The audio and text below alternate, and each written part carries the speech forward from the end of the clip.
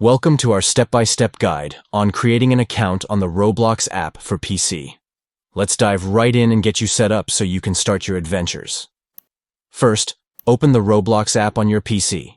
If you haven't downloaded it yet, head over to the official Roblox website to grab the app. Once it's installed, launch the app and you'll be greeted by the main menu.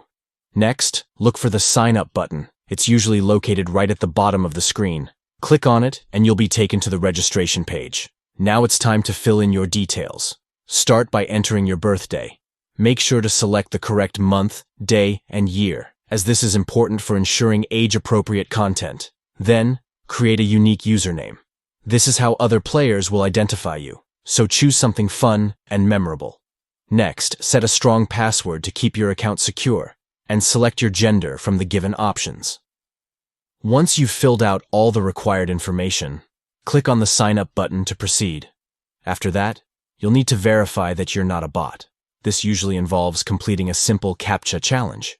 Just follow the on-screen instructions to confirm you're a human. And there you have it. You've successfully created your Roblox account on the PC app. Now you're ready to jump into the world of creativity and fun that Roblox has to offer.